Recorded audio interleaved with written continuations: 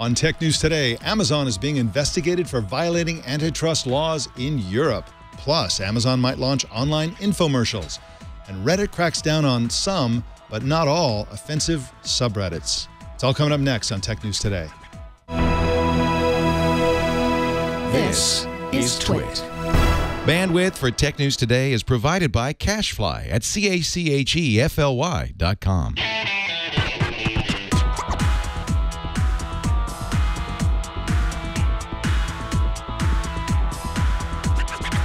This is Tech News Today for Thursday, June 11th, 2015.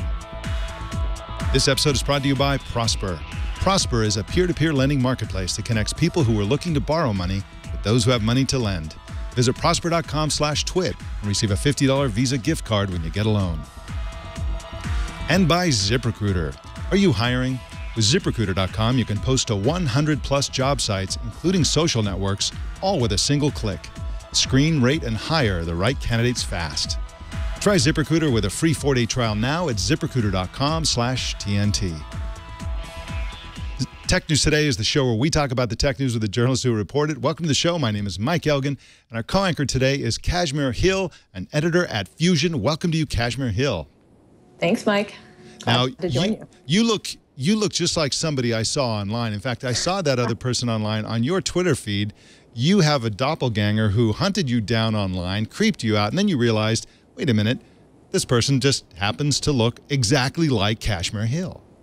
It's true. I have a kind of freaky lookalike. And she just sent me an email out of the blue one day with the subject line, "I am your doppelganger," with a smiley face. And I was completely creeped out until I talked to her. And she's this like lovely stay-at-home mom in Arizona. And then we really liked each other because apparently we are programmed to really like people who look a lot like us, according to science. Oh, really? Is that true? Huh.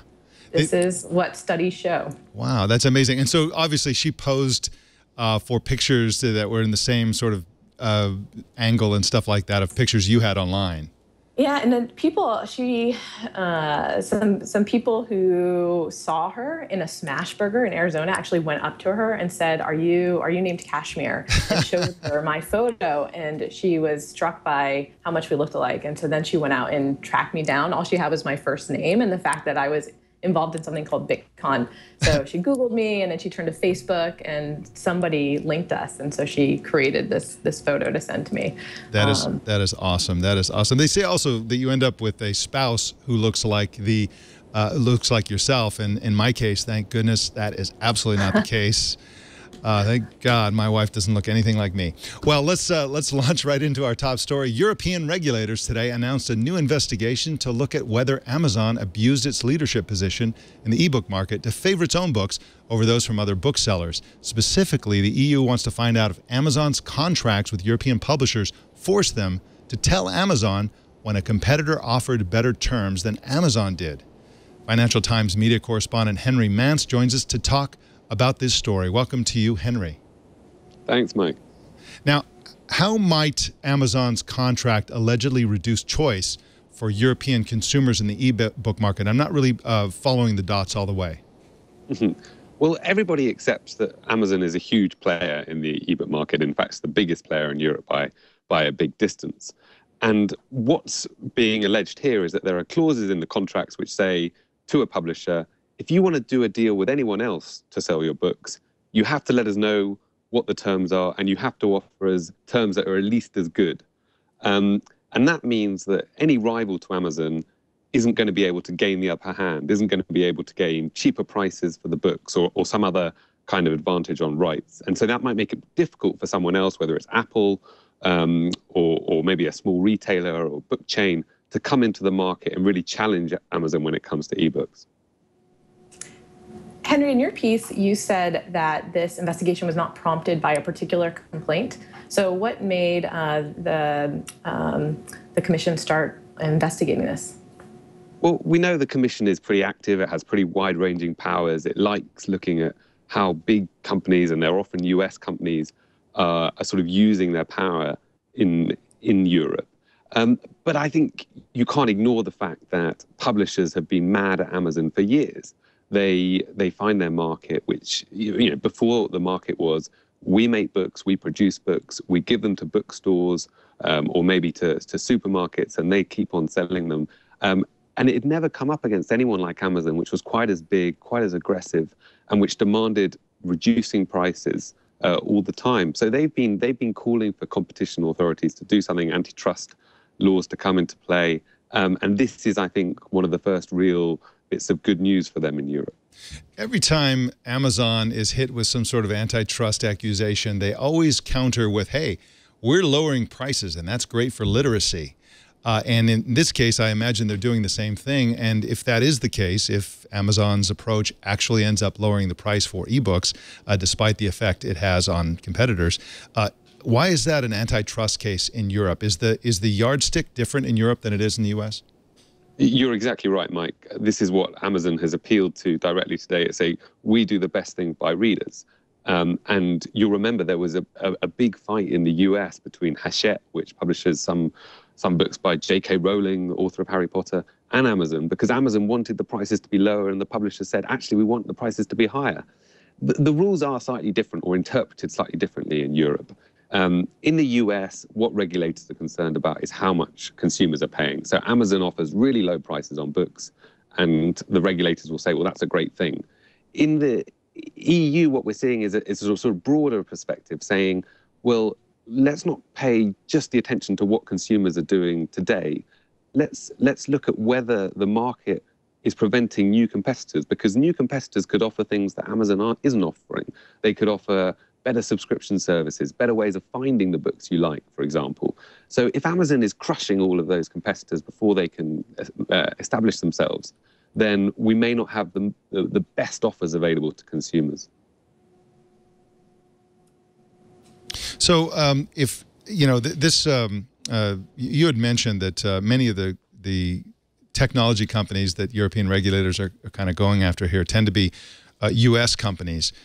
Is the competition commissioner, I think her name is Margaret Vestager, you can help me with the pronunciation perhaps, does she have like kind of is there a categorical program to knock the U.S. technology companies down a peg, or is it just coincidental that most of the companies that are being hauled before these various commissions in Europe happen to be Silicon Valley or Seattle-based U.S. companies? Yeah, no way I'm going to pronounce correct your pronunciation on those names. So, so it sounded great to me. I think certainly, you know, President Obama has said this looks a lot like protectionism. You have U.S. companies who have come up with great products. I mean, remember the Amazon Kindle, remember what Google's done in search, and suddenly regulators are saying you've been too successful. The counter argument and the argument that the Europeans are using is that a lot of these firms that are complaining are also American. So in the case of Google, you had complaints from Yelp and TripAdvisor, who are competing with Google in certain parts of their business. And you know, some of the big publishers are also American. I mean, HarperCollins is owned by Rupert Murdoch's News Corp, for example. So it's not really a case of American companies against European politicians. It's more about American companies against other American companies and some European companies in Europe. One of the really important things is that often these big American players are stronger in Europe than they are in America. So in the US book market, you have Barnes & Noble. It's been a big successful player in physical bookstores, but it also has some business in ebooks. In Europe, Barnes & Noble is really a weak player. So Amazon in the UK has 90% of the market, according to some estimates. So the dynamics are different. It wouldn't be quite fair, I think, to say that European regulators and US regulators just look at the same situation and interpret it differently. The facts on the ground are different in Europe. But Henry, does Amazon do the same thing in the US to keep its prices down, or is this unique to how it operates in Europe? Good question. We really don't know about the detail of these contracts. And this is one of the things that I think journalists like me, but lots of people who are concerned about what's going on in the book market and who want to understand better the dynamics, this is one of the things they complain about. We just don't know about these negotiations. between publishers and Amazon. There are really strict non-disclosure agreements, and one of the things that publishers are calling for is let's sort of open it up. Let's see what practices are being performed and whether that helps consumers or not. So whether Amazon has the right in the US to have the best possible terms, it's slightly a mystery.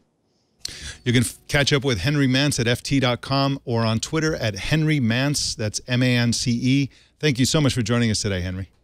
Great. Thanks for having me. All right. We've got more news for you in just a sec, but let's talk about Prosper, one of our sponsors today. Prosper.com is the modern way to borrow money. You don't want to go to the bank and try to borrow money. That's a terrible idea. That's yesterday's way to borrow money. And you certainly don't want to borrow money from friends or family. That's the worst idea of all. Borrowing money from Prosper will let you borrow up to $35,000 in as few as 5 days. It's super easy. Here's how you do it.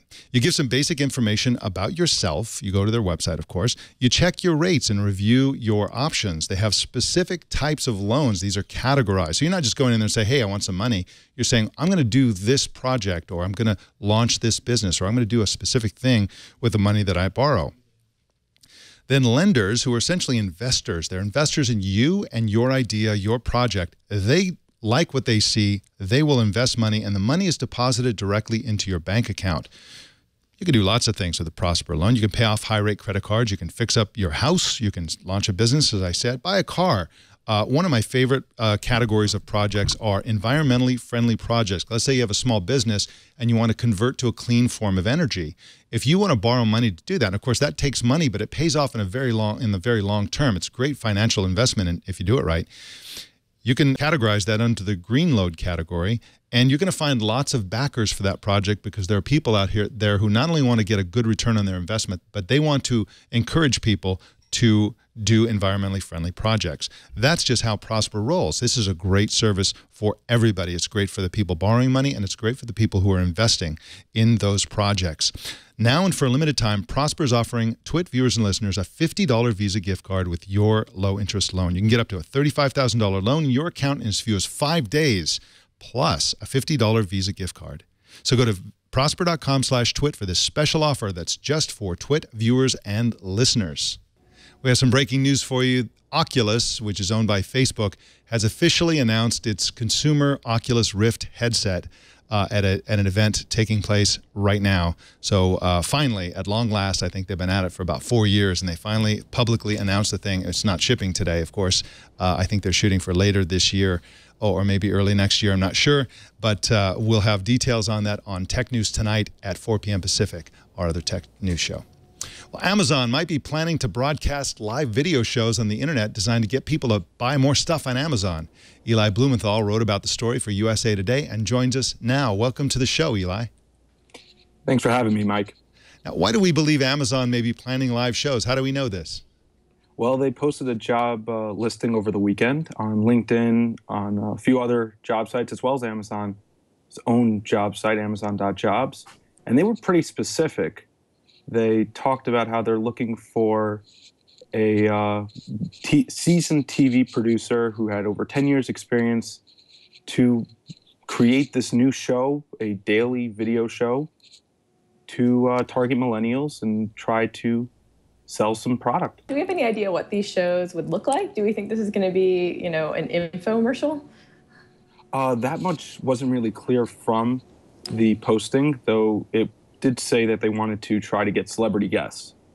So whether this will be a QVC type show or maybe a YouTube style show is unclear.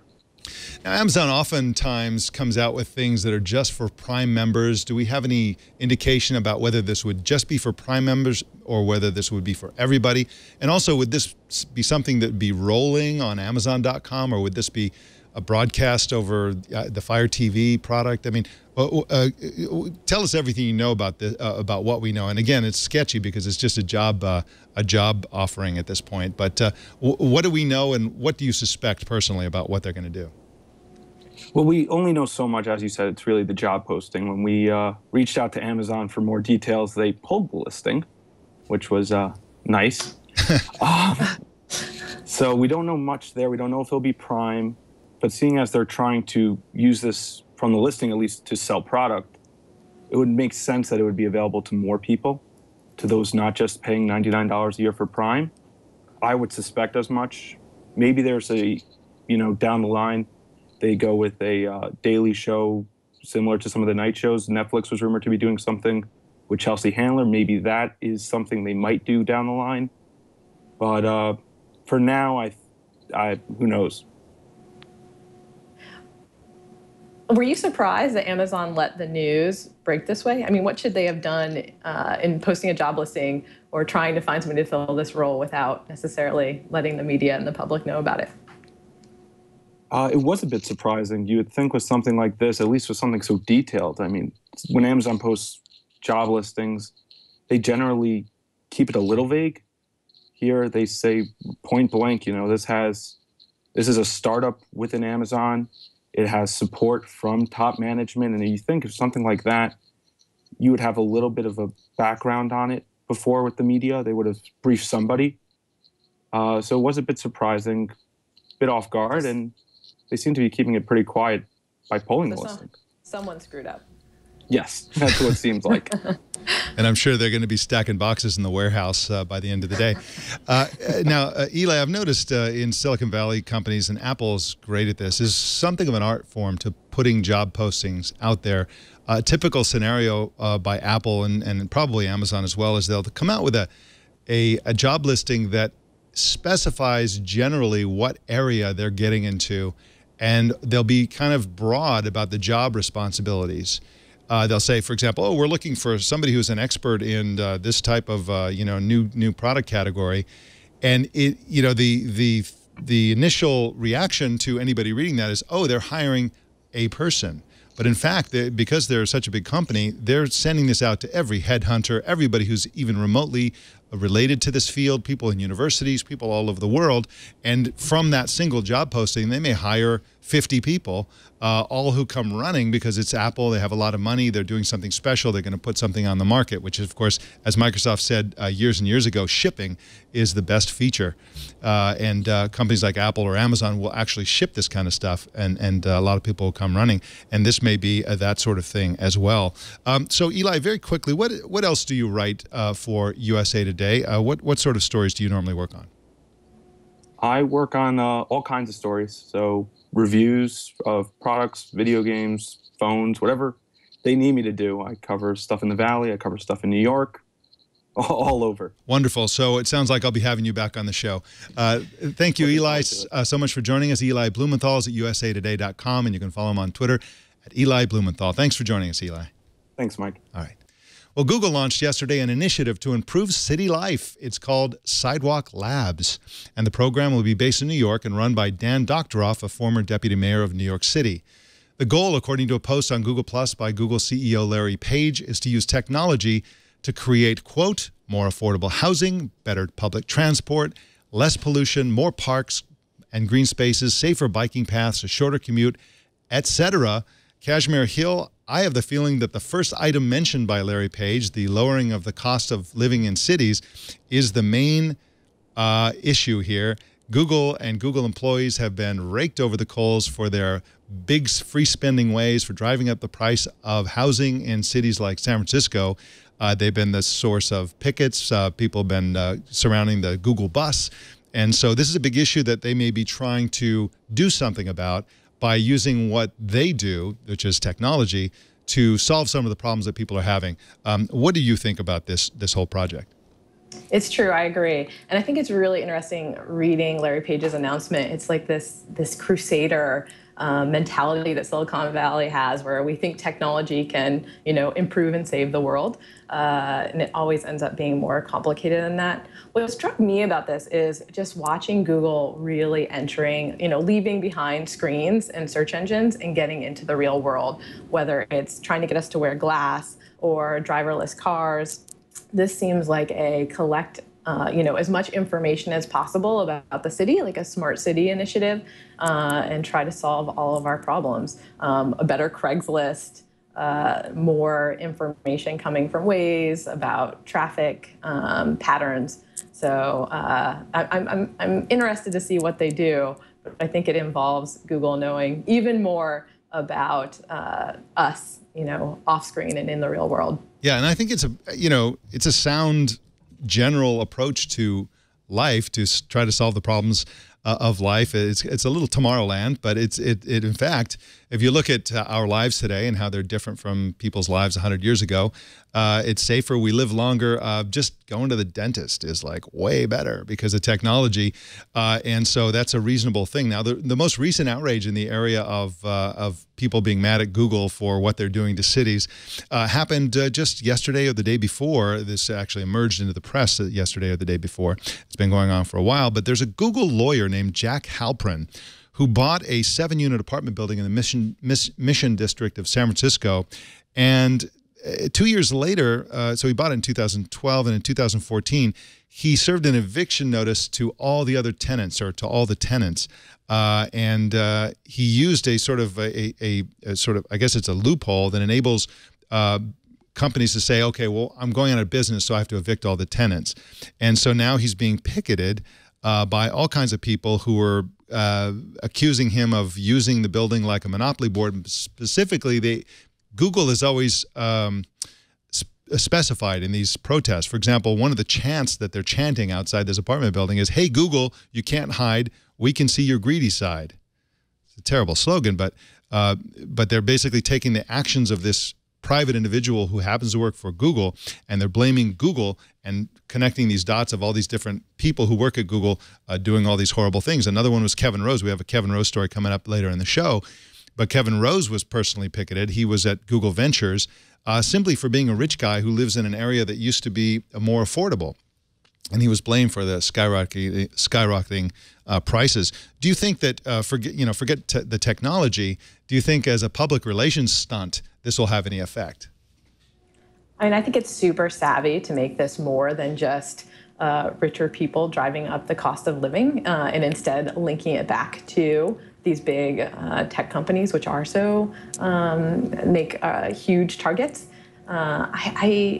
I haven't seen these protests be very effective so far, beyond when they were protesting against the Google buses and the Facebook buses, and actually like throwing things at them and blocking them. The tech company started paying to have access to the spots. But I don't, this is such a complicated issue, and I don't see it getting fixed anytime soon, even with Google, working on whatever it's going to work on its Sidewalk Labs. And of course, it's really easy to organize these protests because the protesters are carrying Android phones and using Google Maps. So easy. Well, let's move on to our next story here. Reddit is banning a few subreddits found to be hotbeds of online harassment.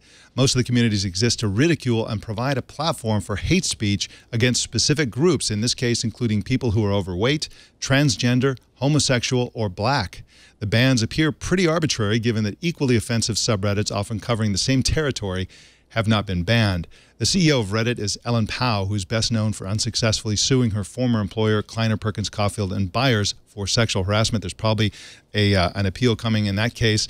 Kashmir Hill, this is a tough one for Reddit, isn't it? I mean, they have some unbelievably offensive subreddits. They're banning a few of them, and they're not banning a whole bunch. I mean, these subreddits are named, just the names of these subreddits are so offensive, I can't bring myself to say them on the air. They have about 650,000 subreddits total, and probably a 2-digit percent of the, well, that's probably an exaggeration, but a lot of them are offensive to somebody, and some of them are offensive to everybody. What do you think about their predicament of trying to promote free speech and provide an open, uncensored platform on the one hand? On the other hand, people are saying some pretty horrible stuff and attacking others. What's your thought on this whole story? There has been a big change at Reddit over the last year, and it seems like they're really leaving behind that, raucous, free speech friendly platform that they've been for years now, and that they want to kind of clean it up, much like Facebook. But man, they have a huge mountain ahead of them if they're going to try to get rid of every subreddit that is offensive to somebody or harasses somebody, because there are, as you pointed out, Mike, a lot of them there. But I see this as in keeping with when they announced that they were going to start banning revenge porn or involuntary, nude photos that are being posted to the platform. They really seem to be trying to make Reddit a kind of like cleaner place. And it's a really interesting to see because it feels like they're moving in the direction of Facebook and away from kind of 4chan. But it's going to be difficult given the legacy of the platform. Yeah, and one big difference with 4chan is the 4chan posts, I believe, they vanish after very quickly, and Reddit posts live on and on and on. Now, one of the problems, one of the challenges of companies like this, and of course Twitter faces it, lots of companies face this problem. If you're going to ban things, if you're going to remove or delete content that's posted by users, you have to have specific criteria, and that's the difficult part. Now, for example, the last time I recall a news story where they were banning stuff, there were suggestive pictures of minors. Okay, that's against the law and universally abhorred, and so everybody's like, okay, great, that makes a lot of sense. And then Twitter has emphasized people who are making threats of violence against other users. Okay, that's a line in the sand that you can pretty much draw and imagine. In this case, this is being reported as them banning offensive subreddits, but what Reddit actually says is they're finding places that are hotbeds of harassment. So it's not the offensiveness that they're banning, but the harassment, the targeting of people both on Reddit and then in many cases offline. So the trolls are going nuts on some of these subreddits. The biggest of which is one called Fat People Hate, and it's a subreddit designed almost exclusively to make fun of people who are overweight, and it has 151,000 subscribers. It's by far the biggest of these that they're banning. But this idea of harassment is a touchy one. What is harassment? It's kind of, if you really boil it down, it's really, really hard to define. And once you start pulling that harassment thread out of your sweater, you're gonna end up with no sweater at all eventually. So it's a tough one, and I don't know what the solution is. You don't want every social network to turn into Disney World. On the one hand, and on the other hand, you don't want people being silenced and shamed and, getting depressed and being horrified and feeling like their lives are at risk and so on the other. So it's not easy for them to do. And it really does seem like a sea change. I mean, before, when we were dealing with harassment online, so many people said, just don't look. If you're offended by people saying horrible things about fat people, then just don't go to the fat people subreddit. And it just seems like how we think about and deal with harassment online is changing, and that we really want to try to get rid of these spaces rather than just telling people not to go to them. But I am curious, and I don't think Reddit was very specific about how they chose these subreddits that they banned here. Most technology companies prefer to have users submit reports and flag something, because otherwise they become responsible for finding these things and then getting rid of them, which is a much harder task. So I'm curious if people actually specifically reported these subreddits as places where they were being harassed, and that's why Reddit removed them, or if they did something that involved more work on their part of finding the nasty subreddits. Yeah, I'm sure that is very well likely the case. And if that is the case, then the people who successfully reported these things and got them banned are going to be going after the other ones as well. So I'm sure there are going to be a lot more in the future. And of course, I mean, for example, there's one of the ones that they banned is like just unbelievably racist against black people. There's several on Reddit that are unbelievably racist against black people. All those people who were going to that subreddit and members of that community are now going to just go over to another one of the communities, I expect. And so, even though they're knocking off probably the biggest in each category, the second biggest is now going to become the biggest and grow very quickly or something like that. So this is not a problem that's going to go away after these simple bans. And again, I think we're going to see a lot more of these. Well, in Hack Attack news, Moscow-based Kaspersky Lab, which was one of the leading trackers of global hacking, got hacked itself. Even more incredible was that the hack had been going on since last year, and they never found it until just recently. And it was based on malware derived from Stuxnet. If you recall, Stuxnet is the computer worm allegedly created by the U.S. and Israel to physically damage Iran's nuclear facility. The best reporting on this so far is at Ars Technica, so go check that out if you're really interested in this story. But I think it's really fascinating that I think currently Kashmir Hill Kaspersky Lab is the #1 of these security companies that reports on hacks and malware and phishing attacks and all the rest. And for them themselves to be hacked for so long undetected is really kind of an eye-opener. It is super embarrassing for them. And Eugene Kaspersky, he has a blog on Forbes, and he posted yesterday why hacking Kaspersky Lab was a silly thing to do. But it really, I mean, if this was somebody who is trying to hurt their business, this is the best way that they could do it. In his post though, he does say this was, you know, very sophisticated malware, and that it would have been very hard to detect, obviously. But yeah, I'm curious if they were actually after information that the lab had, or if it was more just to hurt their reputation. Yeah, there's nothing like that inside information about what they know if you're out there doing global hacks. So I expect we'll hear more about this, and I'm sure that Steve Gibson will cover this on Twit's own Security Now. So make sure you subscribe to Security Now. Everybody should subscribe to Security Now, unless you are never online, in which case you don't need to listen to Security Now. Well, in the Human Resources Department, Dig founder Kevin Rose is leaving tech and moving to New York to run a wristwatch site called Hodinkee. I think that's how you say it. Rose got his start in technology content working for Leo Laporte as a production assistant for the Screensavers. He went on to co-host and co-anchor a few shows and podcasts, and after Dig, Rose launched a startup incubator called Milk. That went sour, but it was acquired and closed by Google. Yeah, you like that, John? Rose worked at Google Ventures for a while before launching another incubator called North Technologies. He also launched a 5-person news aggregation app called Watchville, which is all about wristwatches. And Watchville is the company that's merging with Hodinkee, which is the name of the company that Rose will head as CEO. What a career this guy's had, Kashmir Hill. And I think it's really amazing that somebody so closely associated with technology and Silicon Valley is leaving technology and leaving Silicon Valley and going to New York City to basically write about and do content around something that's currently being replaced. I mean, smartwatches are essentially replacing regular watches, and so far this is mostly about regular watches. Right, and I mean, some people would say watches are still technology, but it certainly is a throwback technology to be focusing on these kinds of wristwatches. It does seem like, you know, there are a lot of people who experience this, that they are too steeped in this world of screens and digitization, and then they just want to return to the kind of real world. It reminds me a bit of when Andrew Sullivan, the prolific political blogger, basically said he was abandoning the Daily Dish and his subscription site because he wanted to be offline more and be with his family.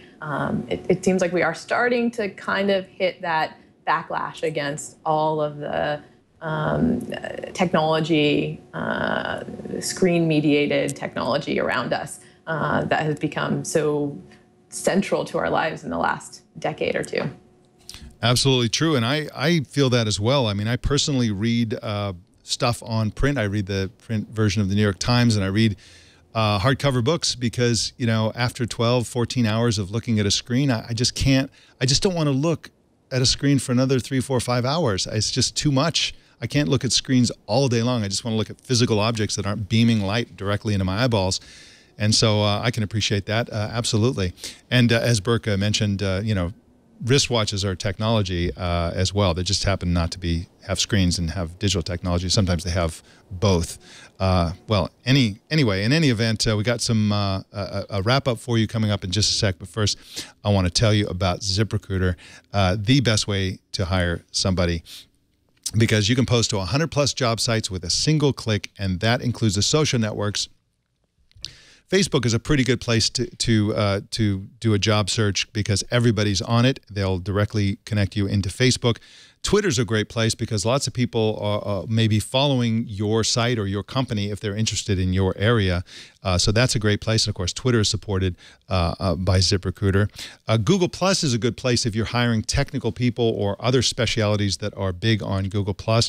And of course, you definitely want to do your job on LinkedIn, which of course ZipRecruiter supports as well. In fact, not just regular LinkedIn posts, but LinkedIn groups, Facebook pages, in addition to profile posting, and the Twitter functionality will automatically tweet your job. Just you don't have to do anything. Just post your job if you've set this up, and the tweet will go out instantly. And speaking of instantly, they will instantly match you to candidates from over 4 million resumes in their gigantic resume database. That's right. You just post your job, and they'll say, you know what, we have these 30 people who look like they may be perfect. You may want to look these over.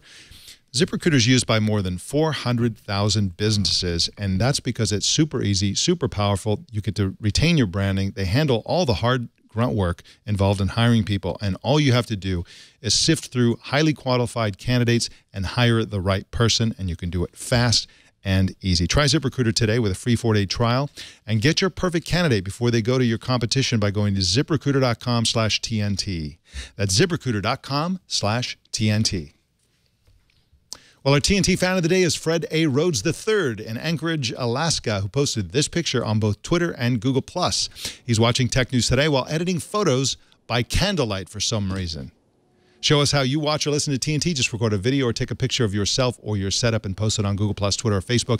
And use the hashtag HowIWatchTV so we can find it. Kashmir Hill, tell us all about the world of Kashmir Hill and what you write and what you're working on and where people can read it. I am an editor at Real Future, which is a technology site we launched for Fusion in February, so it's kind of new. I write about privacy and security and near future technologies, and we have the website, and then we also are going to be making a TV show called Real Future. So that should be coming this fall. That's cool. Where is that going to air, the TV show? So Fusion is actually a TV channel that you can find on Apple TV and DirecTV, and so it'll be there. So we're really excited about it. Oh, you should have me on your show. Yes, we should. All right, Kashmir, well, thank you so much, and we will see you next time. Thanks for having me on. This is great. All right, take care. You can subscribe to Tech News Today via RSS, the old-fashioned way. It still works better than just about anything else. Or you can choose another way to subscribe at twit.tv/TNT. You can also watch us live every weekday at 10 a.m. Pacific, 1700 UTC at live.twit.tv. And if you're ever in the Bay Area, come on up and watch us as part of our studio audience. Just send email to tickets@twit.tv. If you'd like to help us grow that audience, here's how you can do it. Just post a link to twit.tv/TNT on the social media site of your choice and tag 3 friends that you think might like the show and recommend that they subscribe. You can follow us on Facebook at facebook.com/TechNewsTodayTV. And you can join our Google Plus community. Just search Google Plus for Tech News Today. And you can follow me on all the social networks, almost all of them, by going to my website at elgan.com. Don't miss Tech News Tonight at 4 p.m. Pacific tonight and every single weeknight. That, ladies and gentlemen, is the Tech News Today. The show is produced by Jason Cleanthes and edited by Anthony Nielsen. My name is Mike Elgan. Thanks for tuning in. We'll see you tomorrow.